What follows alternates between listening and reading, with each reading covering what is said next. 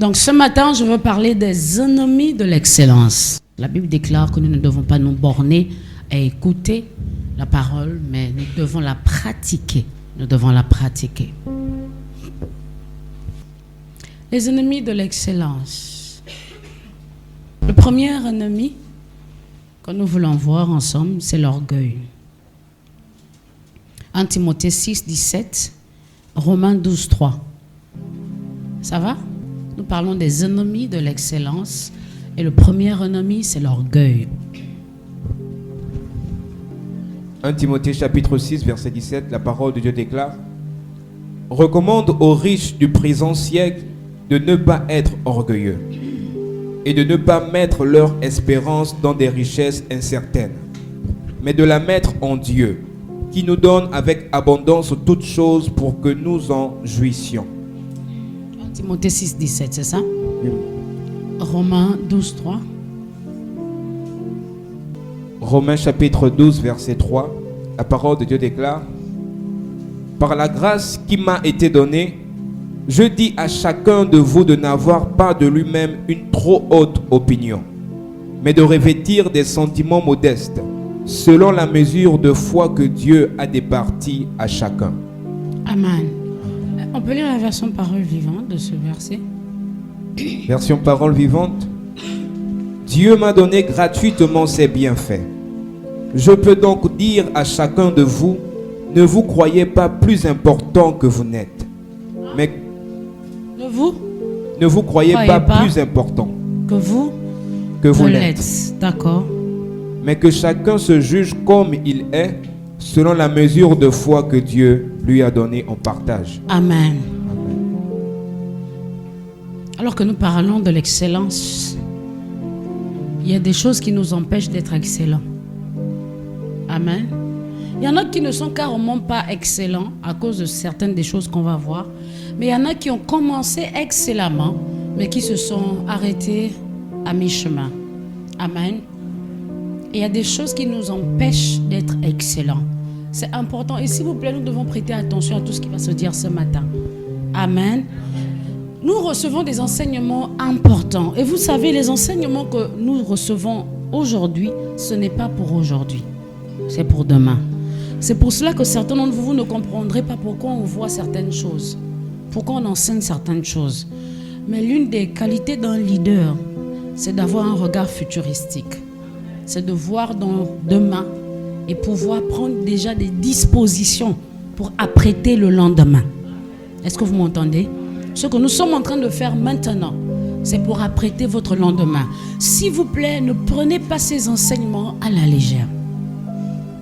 Alléluia. Certains d'entre vous, à cause de là où Dieu va vous emmener, à cause de ce que Dieu fera avec vous, il est important que vous appreniez déjà ces principes. Amen. Vous savez, il arrive un niveau de succès où on n'a plus le temps de faire certaines choses. Dieu permet que vous soyez assis maintenant, en train d'écouter ce message. Ce n'est pas par hasard. Il est en train de vous préparer. Amen. On pourrait s'asseoir et donner juste des exhortations, des messages un peu légers. Mais si Dieu nous donne des messages, certains d'entre vous, parfois, vous luttez même à comprendre ce qui est dit.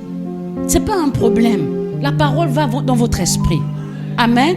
Elle s'assoit dans votre esprit au temps convenable. Elle va produire son fruit. Donc ne vous inquiétez pas. Vous ne comprendrez peut-être pas tout ce que le pasteur dit. Mais recevez simplement. Alléluia. Mais c'est pour demain. Vous devez garder précieusement ces enseignements. Il y a des gens qui auraient souhaité entendre ça un peu plus tôt. Amen. S'il vous plaît, quoi qu'on voit, soit le mercredi, le dimanche, saisissez-vous ces enseignements. Amen. Je parlais de l'orgueil. Vous savez, l'une des choses que l'orgueil fait, c'est que ça nous rend aveugles. Je ne sais pas si c'est mercredi que je parlais de cela. Je disais que parfois on a la lèpre. Ce qui est plus dangereux, c'est d'avoir la lèpre et ne pas savoir qu'on a la lèpre. Amen. Et c'est les gens qui nous regardent qui voient la lèpre en nous. C'est un peu comme cela l'orgueil. Quand vous êtes orgueilleux, c'est difficile que vous puissiez, à moins que vous ayez une relation aiguisée avec le Saint-Esprit. Parce que le Saint-Esprit ne va pas manquer de vous le signaler. Amen. Mais l'orgueil rend aveugle. l'orgueil interdit l'accès à l'amélioration. Quand vous êtes orgueilleux, vous vous sentez déjà suffisant. Amen. Et à ce moment, ça devient un frein à l'excellence. Alléluia. L'orgueil nous fait croire que nous sommes déjà arrivés. On a déjà le succès. On n'a plus besoin d'aller plus loin. Amen. L'orgueil nous rend sourds face aux suggestions qui nous poussent à l'excellence. Quelqu'un d'orgueilleux n'accepte plus des suggestions. Parce qu'il se dit que tout ce que je fais, ou elle se dit que tout ce que je fais, c'est déjà bon. C'est-à-dire que même quand vous êtes un chef d'entreprise, quand un employé essaie de suggérer quelque chose qui peut entraîner l'entreprise dans l'excellence, vous n'allez pas accepter cela à cause de l'orgueil. Ça demande de l'humilité. Amen. De pouvoir accepter des suggestions. Et quand on se sent déjà tout puissant, on sent qu'on est omniscient, omnipotent, à ce moment, on est plus prompt à recevoir des suggestions. Mais parfois, l'excellence prend le canal des suggestions pour se manifester dans votre vie. Et vous devez le comprendre. Amen. L'orgueil est un frein à l'excellence. On a vu des gens briller, mais dès que l'orgueil avait déjà pénétré leur cœur, ils n'ont plus avancé. Est-ce que vous m'entendez? L'orgueil nous aveugle face à nos insuffisances. Quand vous êtes orgueilleux, vous ne voyez plus ce qui ne marche plus bien. Vous ne voyez plus ce qui n'est plus bien dans votre vie. Alléluia. Et vous savez quoi? L'orgueil a l'art de nous faire miroiter les erreurs des autres. C'est-à-dire qu'on voit plus un peu ce qu'il y a de mal chez les autres. Et on s'ignore soi-même. Et c'est ça qui est dangereux avec l'orgueil. Amen. Il faut que Dieu nous aide tous. Parce que l'une des choses qui a arrêté beaucoup de grands hommes sur la terre, c'est l'orgueil. Amen. Des gens qui excellaient. On a l'exemple parfait, Lucifer. Il était excellent. Si vous voyez comment la Bible décrit Lucifer, oh là là, il était comme un Dieu. Amen. En réalité, après Dieu, c'était comme si c'était lui. Mais regardez où il est aujourd'hui.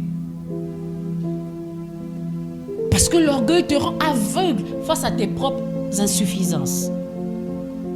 Bien au contraire, l'orgueil magnifie tes qualités et minimise tes défauts. Tu ne vois que du bien en toi. Tu ne vois pas ce qu'il faut rectifier en toi. C'est ça le danger de l'orgueil. Et parfois, quand vous êtes déjà sur le chemin du succès, ce danger-là va vous visiter. Est-ce que vous m'entendez? Parfois, quand vous êtes sur la bonne voie, l'orgueil va vous visiter. Et c'est l'un des dangereux visiteurs qui puisse exister sur le chemin de votre destinée. C'est un visiteur destructeur. Il fait des ravages. Et c'est pour ça que le psalmiste n'arrêtait pas de dire à Dieu: sonde-moi, ô Dieu, sonde-moi, va au-dedans de moi. Là où personne ne peut aller, sonde-moi. Et c'est une prière que nous devons faire constamment. Amen. L'orgueil nous emmène à avoir des mauvaises réactions envers ceux qui nous font des remarques constructives. Alléluia. L'orgueil nous emmène à avoir des mauvaises réactions envers ceux-là qui nous font des remarques constructives. Parfois, ce qui va t'aider à être plus excellent, c'est la remarque que quelqu'un va te faire. Mais tu n'aimes pas les remarques. Quand on te fait les reproches, tu te renfermes. Quand on te fait les remarques, tu deviens bizarre. Et ça fait que tu vas demeurer, comment on va dire, médiocre. Amen. Je dis, l'orgueil nous emmène à avoir des mauvaises réactions envers ceux qui ont des remarques constructives. Si tu as par exemple conçu quelque chose et on te dit non, ça là, ça serait peut-être mieux que tu le fasses comme ça. Tu n'adresses plus la parole à la personne parce qu'elle t'a dit qu'il serait mieux que ça se fasse comme ça. Mais comment tu vas aller vers l'excellence? Quelqu'un m'entend ce matin? Quelqu'un d'excellent va vers même les gens pour prendre des remarques. Comment vous avez trouvé? Qu'est-ce que je dois modifier? Qu'est-ce que je dois améliorer? Alléluia! Yes! Mais quelqu'un d'orgueilleux n'aime pas quand les remarques arrivent à lui. Et n'aime pas aller chercher les remarques. Et pire, réagit mal lorsque les remarques sont faites.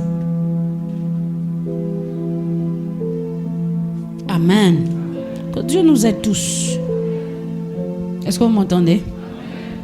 Ce qui apportera l'honneur, c'est l'excellence. Amen. Ce n'est pas... Vous savez, les gens qui sont excellents sont toujours honorés. Ils sont distingués. Donc si nous devons être honorés et célébrer, on ne célèbre pas la médiocrité. Jamais. On ne vous donnera pas le prix Nobel de la paix parce que vous avez été médiocre dans un domaine. On récompense les personnes excellentes. Alléluia. Et c'est important de le comprendre. Donc l'orgueil, c'est un gros piège. C'est un frein à l'excellence. C'est un ennemi. Les mots sont bien choisis. C'est un ennemi juré de l'excellence. Amen. Numéro 2. L'autre ennemi de l'excellence, c'est l'autosatisfaction prématurée. L'autosatisfaction prématurée. En Rois chapitre 3, versets 14 à 20. En Rois chapitre 13, versets 14 à 20. L'autre ennemi de l'excellence, c'est l'autosatisfaction prématurée. 2 Rois chapitre 13, versets 14 à 20. Élisée était atteint de la maladie dont il mourut, et Joas, roi d'Israël, descendit vers lui, pleura sur son visage et dit: mon père, char d'Israël et sa cavalerie. Élisée lui dit: prends un arc et des flèches. Et il lui dit quoi? Prends un arc et des flèches. Vous savez, quand quelqu'un dit mon père, char d'Israël et sa cavalerie, il est en train de réclamer un héritage. Yes. Amen. Amen. Uh-huh. Et il prit un arc et des flèches. Puis Élisée dit au roi d'Israël: bande l'arc avec ta main. Et quand il eut bandé de sa main, Élisée mit ses mains sur les mains du roi. Verset 17. Et il dit: ouvre la fenêtre à l'orient. Et il ouvrit. Élisée dit: tire. Et il tira. Élisée dit: c'est une flèche de délivrance de la part de l'Éternel. Une flèche de délivrance contre les Syriens. Tu battras les Syriens à Aphek jusqu'à leur extermination. Élisée dit encore: prends les flèches. Et il les prit. Élisée dit quoi? Prends les flèches. Prends les flèches. Il n'a pas donné un nombre défini. Il a juste dit: prends les flèches. Uh-huh. Et il les prit. Élisée dit au roi d'Israël: frappe contre terre. Et il frappa 3 fois et s'arrêta. Il frappa 3 fois et s'arrêta. Uh-huh. L'homme de Dieu s'irrita contre lui et dit: il fallait frapper 5 ou 6 fois. Alors tu aurais battu les Syriens jusqu'à leur extermination. Maintenant, tu les battras 3 fois. Verset 20. Élisée mourut et on l'enterra. Alléluia, fin de l'histoire. Amen. Amen. Amen. Il avait l'opportunité d'obtenir une victoire absolue. Mais parce qu'il a été satisfait prématurément, il s'est dit: je suis avec le prophète, ben je frappe 3 fois et puis je m'arrête. Qu'est-ce qui empêchait à ce roi de frapper? On t'a dit: prends les flèches. Ah, ceux qui étaient là le jour où on a fait l'acte prophétique sur moi, on m'avait averti: si tu t'arrêtes, ce sera comme ça. Si tu dis arrête, n'est-ce pas? Je n'ai pas dit arrête parce que je n'étais pas déjà satisfaite. On serait resté jusqu'à 20h. Alléluia. On lui a donné plusieurs flèches, mais il a décidé de frapper 3 fois. Vous savez ce que ça veut dire? C'est que parfois Dieu nous donne de très grandes opportunités, mais on se contente du peu. On se contente du moindre. Quand on arrête déjà quelque part, on est déjà satisfait. On pense déjà que oh là c'est bon. On a réussi. Amen.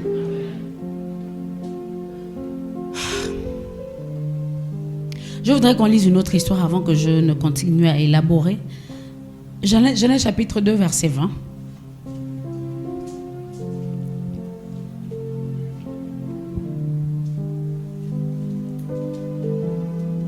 Genèse chapitre 2, verset 20. parole de Dieu déclare. Et après, on va lire le verset 23. Et l'homme donna des noms à tout le bétail, aux oiseaux du ciel et à tous les animaux des champs. Mais pour l'homme, il ne trouva point d'aide semblable à lui. Regardez, on donna quoi? Des noms à tout le bétail, aux oiseaux du ciel et à tous les animaux des champs. Mais pour l'homme, il ne trouva point d'aide semblable. C'est quoi le lien entre les noms qu'on donne aux animaux et l'aide semblable que l'homme recherche? D'après vous, c'est quoi le lien? Hein? Il y a un lien.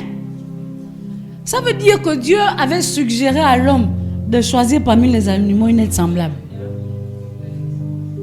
Hein?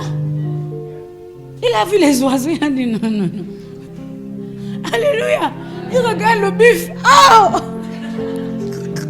Je ne peux pas. Amen. Même le singe, non, non, non, non. Alléluia. Ça veut dire que Dieu avait dit, regarde, choisis-toi une aide semblable. Adam a dit non. Il n'y a rien pour moi là. Amen. Il n'a pas vu son aide. Yes. Ça veut dire que le mariage, ce n'est pas forcé.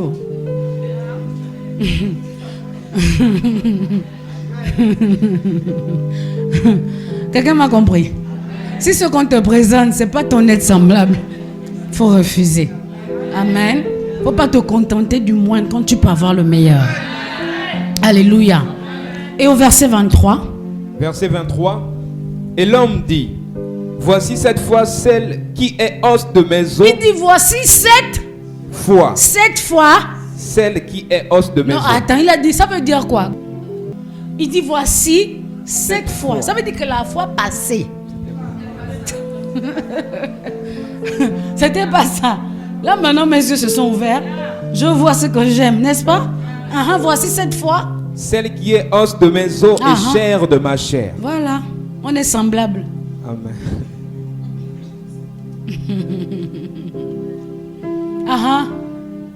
On l'appellera femme parce qu'elle a été prise de l'homme. Alléluia. Amen. Vous savez, ce qui m'interpelle dans cette histoire d'Adam et de Ève, c'est l'attitude de Dieu. Aussi puissant qu'il est, il ne s'est pas dit que toi tu te contentes de ce que je te donne. Quand Adam a refusé ce qui lui avait été présenté la première fois, Dieu allait se réinventer. Dieu allait réfléchir. Comment je peux faire une meilleure version de ce que j'ai déjà fait? Comment je peux mieux faire? Dieu n'était pas satisfait que Adam ne soit pas satisfait. Certains d'entre nous, on a des clients qui ne sont pas satisfaits, mais on est OK avec. Normalement, si tes clients ne sont pas satisfaits, ça doit te mettre dans un certain inconfort. Alléluia. Dieu voulait faire plaisir à Adam. Sauf que Adam n'a pas aimé le produit que Dieu lui a présenté la première fois. Quand il l'a vu, il a dit, voici, cette fois-ci. Et il a donné la raison. Il a dit, elle a été prise de moi. Je m'identifie en elle, elle s'identifie en moi. Amen. Elle ne peut pas être mon semblable s'il y a déjà des... L'autosatisfaction prématurée, même Dieu ne s'est pas dit, bon, j'ai déjà fait le meilleur. À chaque fois qu'il créait, il s'asseyait pour regarder. Et la Bible dit, Dieu vit que c'était bon. Ça veut dire que peut-être il y avait des choses qu'il avait déjà faites, mais il a vu que c'était pas bon. Et quand il a fait cette chose finale, il a dit, moi-même je vois là que c'est bon. Amen. Et les gens excellents se réinventent. Tu as fait quelque chose aujourd'hui, essaie de creuser encore. Comment je peux faire mieux? Si je vends un produit, comment je peux rendre mon emballage plus excellent? C'est pas parce que les gens achètent que c'est excellent. Ça nous est jamais arrivé d'aller dans un endroit parce que tous les autres endroits sont fermés. Ça ne doit pas être le cas pour vous. Amen. Parfois nous sommes très vite satisfaits de nos exploits et de ce que nous devenons, ce qui représente un frein à l'excellence. Il y a une meilleure version de ce que vous êtes et de ce que vous pouvez devenir. Il y a une meilleure version de ce que vous avez. Et vous voyez, les fabricants de téléphones le font. Ils ont toujours des versions plus performantes. iPhone 2, iPhone 3, iPhone 4, iPhone 6. En ce moment, c'est l'iPhone 6 qui règne. 14. Alléluia. C'est ça. C'est tout un enseignement. C'est ça l'excellence. Vous ne pouvez pas vendre un produit. Comment je vais le dire? C'est-à-dire que ce produit-là, il y a 10 ans, il ressemblait à quelque chose. Et 10 ans plus tard, il ressemble toujours à la même chose. Alléluia. Pendant que les autres sont en train de se réinventer. Et c'est important. Vous allez remarquer que même Anza change parfois l'emballage de sa bouteille. Les gens se réinventent. C'est seulement les chrétiens qui parlent en langue et puis qui gardent les méthodes du paléolithique. En pensant que le parler en langue va changer la bouteille, la forme de la bouteille ou de je ne sais pas trop quoi. Il faut se réinventer. Amen. C'est très important. Parfois, vous voyez que les entreprises changent les couleurs. Leurs couleurs. En tout cas. Et vous voyez, parfois, vous passez devant des maisons. La peinture depuis Kala. La peinture qui chasse les moustiques. On ne pense pas à se réinventer, à donner une autre couleur, à changer un peu les choses autour de soi. Amen. C'est très important. Une personne excellente se réinvente. En anglais, on dit rebranding. On se réinvente. Amen. Allez toujours à la recherche d'une meilleure version de vous. Une meilleure version de ce que vous avez. Une meilleure version de ce que vous pratiquez. Amen. Soyez toujours meilleur. Vous savez, être meilleur, c'est une quête permanente. En anglais, on dit it's a pursuit. C'est une quête permanente. Amen. Numéro 3. Nous parlons de quoi, s'il vous plaît? Numéro 3. L'autre ennemi de l'excellence, c'est ne pas vouloir développer un esprit de découverte.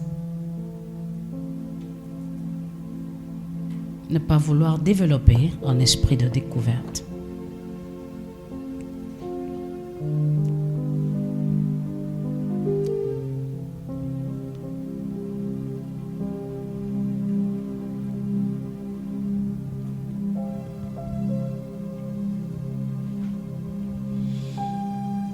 Parfois, le contentement engendre la stagnation. Et il faille des gens qui sortent de leur zone de confort pour aller chercher à l'extérieur ce qui peut nous aider à être meilleurs à l'intérieur. Quelqu'un m'entend ce matin? Quand on parle d'avoir un esprit de découverte, vous allez remarquer que la plupart des personnes excellentes vont toujours à la découverte de quelque chose. Est-ce que vous m'entendez? L'une des découvertes que vous devez pratiquer, c'est à travers le voyage. Vous devez apprendre à découvrir à travers le voyage, je veux dire. Dans la Bible, il y a l'histoire de la reine d'Éthiopie, c'est dans 2 Chroniques, chapitre 9, versets 1 à 6.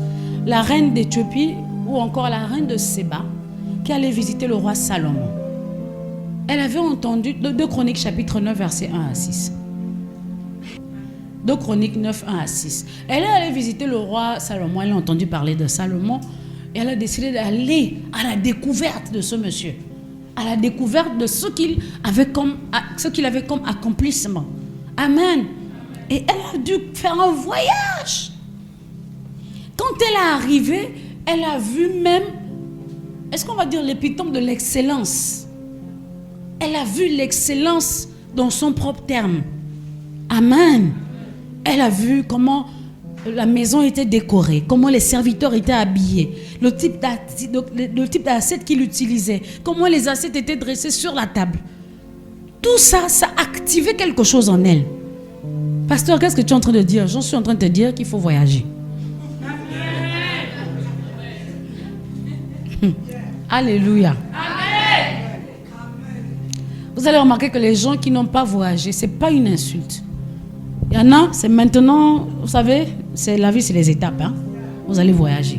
Mais pour l'instant, on parle des gens qui n'ont même pas l'intention. Ils sont tellement fiers de leur pays que quand ils vont dans les autres pays, ils ont la mycose. Ceux qui n'ont pas voyagé et qui ont passé longtemps ou qui ont pris une presque une partie de toute leur vie sans voyager. Ils ont des mentalités limitées. Il n'y a rien d'autre qui ouvre votre mentalité comme le voyage. Pasteur, est-ce qu'on doit enseigner ça à l'église? Oui. Jésus voyageait, il allait de ville. Oui. Amen. Yes. Vous devez développer l'art de voyager. C'est-à-dire que dans vos prévisions financières, sur 1 an, 2 ans, épargnez pour un voyage qui va se faire. Ne dites pas que c'est un problème de moyens. Si vous commencez à épargner, vous ouvrez un compte spécialement, et quelqu'un va se dire que pourquoi je vais épargner pour le voyage? Je vais vous donner quelques citations sur le voyage, d'accord? Quelqu'un a dit voyager, c'est aller de soi en passant par les autres. Vous avez compris? Voyager, c'est aller de soi en passant par les autres.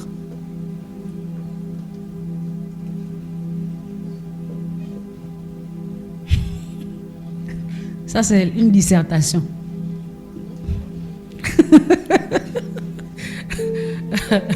Je répète encore, hein? Voyager, c'est aller de soi en passant par les autres. Je vous laisse ça pour la méditation. Mercredi, je vais demander ce que vous avez compris. Amen. Vous allez me dire ce que vous avez compris de cette citation. La deuxième citation que j'ai envie de vous donner. Un voyage est la seule chose qui s'achète et qui vous rend riche. Un voyage est la seule chose qui s'achète et qui vous rend riche. Quand on a enseigné sur l'économie du royaume, vous vous rappelez qu'on a dit qu'on ne devient pas riche en achetant. On devient riche en... Mais le voyage, c'est la seule chose qu'on achète et qui vous rend riche. Parce que lorsque vous voyagez, vous allez découvrir des richesses. Amen. Yes. Lorsque vous voyagez, vous ouvrez votre mentalité. Vous gagnez en richesse. Vous gagnez en... Comment je veux dire ça? En expérience. Vous gagnez en excellence. Vous gagnez en beaucoup de choses. Il y a des choses que vous n'allez jamais apprendre en étant sur place. Amen. Parce que quand vous allez chez les autres, vous voyez une autre manière de faire les choses. Vous savez, parfois il y a des trucs même que nous ne mangeons pas ici. On pense que ce n'est pas mangeable. C'est-à-dire que ça traîne autour de nous. Parfois on meurt de faim, mais c'est autour de nous. Jusqu'à ce qu'on voyage et qu'on voit comment les autres préparent ça. Et qu'on goûte. Et qu'on se dise, oh, donc on gaspille la nourriture comme ça. Je prends juste des exemples banals. Amen. Vous devez planifier les voyages. Tu n'as pas besoin d'abord d'aller à l'étranger. Certains d'entre vous, il n'y a que Libreville que vous connaissez. Pourtant, au Gabon, il y a 9 provinces. Ça ne va pas tuer vos finances. Si vous prenez un voyage touristique à, je ne sais pas, Lambaréné ou je ne sais où. Amen. Ça va vous ouvrir l'esprit. Ça va vous inspirer des choses. Vous savez, les hommes d'affaires font quoi? Quand ils ont travaillé, après ils voyagent. Ils vont se régénérer. Parce que le fait d'être dans un autre environnement, ça te rend plus productif. Est-ce que vous m'entendez? Il y a des nouvelles idées. Parce que parfois, quand vous voyez les mêmes choses, tous les jours, les mêmes... Parfois, vous êtes nerveux, vous ne savez pas pourquoi. Le voyage vous détend. Est-ce que vous m'entendez? C'est important. Et ça, je ne sais pas comment il faut le dire, mais vous croyez plus en vous. Vous croyez plus aux possibilités qu'il y a dans la vie en voyageant. Il y a un espoir qui naît en vous quand vous voyagez. Alléluia. Il y a ton voisin voyage. Amen. C'est très important. On ne dit pas ça pour vous complexer. Hein? Alléluia. Vous devez découvrir à travers les voyages. Découvrir à travers les documentaires. Vous pouvez aller dans un pays sans y être. Amen. En suivant un documentaire sur ce pays-là. Vous pensez que les présidents font comment? Quand ils viennent dans un pays, ils font un discours et vous les entendez parler comme s'ils maîtrisaient le pays. Ils ont voyagé à travers les informations. Vous pouvez voyager à travers des documentaires. Voyager à travers des livres. À travers des films instructifs. Pas les séries novellas. Alléluia. Yeah. Vous pouvez voyager à travers les expériences des autres. Certains d'entre vous n'êtes pas encore allés à l'étranger. Discutez avec les gens qui sont déjà allés. Posez des questions essentielles. Amen. Si quelqu'un vous a donné l'information sur un pays, la personne vous a permis de voyager dans ce pays-là. Voyagez à travers les expériences des autres. Ce que je suis en train de vous dire, c'est que activez en vous l'esprit de découverte. Aimez découvrir de nouvelles choses. C'est ça qui rend quelqu'un excellent. Aimez découvrir de nouvelles opportunités, de nouvelles manières de faire. Les femmes, la cuisine. Vous pouvez voyager à travers les émissions de cuisine. Découvrir aussi la restauration des autres. Comment on appelle ça? La gastronomie. Merci. C'est le mot que je cherchais. Vous allez découvrir la gastronomie des autres. Et vous allez cuisiner et le mari va dire, mais tu sors ça d'où? J'avais voyagé. Amen. Donc vous devez activer en vous l'esprit de découverte. Pas seulement le voyage. Le voyage, c'est un canal. Amen. Mais il y a plusieurs autres manières de découvrir. J'ai parlé des livres. J'ai parlé des documentaires. J'ai parlé des expériences des autres. Amen. Vous savez que même les songes. Je ne parle pas de sortir en vampire. Parce qu'il y en a, en Afrique, on a choisi le meilleur moyen de voyager. C'est le dikundu. Dans les balais. À travers leur ballet, ils se retrouvent à New York City, à Miami. C'est pas de ça dont on parle. Amen. Mais parfois, Dieu même peut vous transporter quelque part, dans un songe. Vous voyez maintenant le petit villageois aux États-Unis. Il est déplacé par les immeubles dans le songe. Sauf qu'après, tu dois te réveiller. Alléluia. C'est très important. Vous devez voyager. À travers votre imagination, vous devez voyager. Ce n'est pas les choses qu'on enseigne à l'église. Hein? Pardonnez-moi d'être ce genre de pasteur. Hein? Numéro. Le manque de planification et d'organisation. C'est un ennemi de l'excellence. Le manque de planification et d'organisation. C'est un ennemi de l'excellence. En d'autres termes, l'improvisation. Luc chapitre 14, verset 28. Quelqu'un est béni ce matin? Luc 14, verset 28. Luc chapitre 14, verset 28. La parole de Dieu déclare: car lequel de vous, s'il veut bâtir une tour... S'il veut quoi? Bâtir une tour. Ne s'assied d'abord pour calculer la dépense et pour voir s'il a de quoi la terminer. Amen. Amen. Ne s'assied d'abord pour faire quoi? Pour calculer la dépense et voir s'il a de quoi la terminer. C'est quelqu'un d'excellent qui peut bâtir une tour. C'est pas tout le monde qui bâtit une tour. Amen. Amen. C'est quelqu'un d'excellent qui bâtit une tour. Mais la Bible dit qu'il doit d'abord s'asseoir. Il s'assoit pour faire quoi? Pour planifier, pour faire les calculs. Certains, on veut faire des choses qui nous dépassent, mais on n'a pas planifié pour ces choses. Quelqu'un a dit que refuser de planifier, c'est planifier l'échec. Alléluia. Yes. L'une des choses qui rend les gens médiocres, c'est le manque d'organisation et de planification. On veut être des héros pour des choses pour lesquelles on ne s'est pas préparé. On se lève un matin, on déclare ceci, on fait ci, on s'engage dans telle chose. Et il n'y a aucune planification, même écrite. Vous savez que Dieu a tout planifié. L'arrivée de Jésus a été... Tout ce qui a été fait dans la Bible a été planifié. Quand vous regardez l'Ancien Testament, c'est l'ombre du Nouveau Testament. Tout a été planifié. Il a d'abord essayé ses coups dans l'Ancien Testament. Quand il a senti que c'est le bon moment, mon fils peut partir.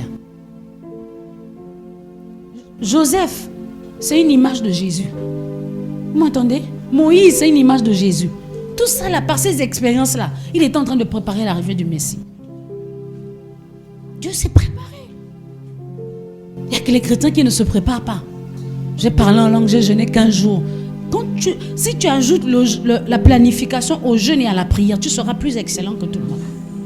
Mais le plus souvent, on jeûne, on prie, on ne planifie pas. On n'organise pas les choses. Les chrétiens sont trop désordonnés. Trop désordonnés. Alléluia.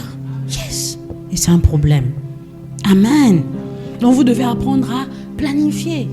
La planification permet de voir les insuffisances, de voir qu'est-ce qu'il faut combler, comment il faut faire, qui il faut contacter, comment les choses peuvent avancer.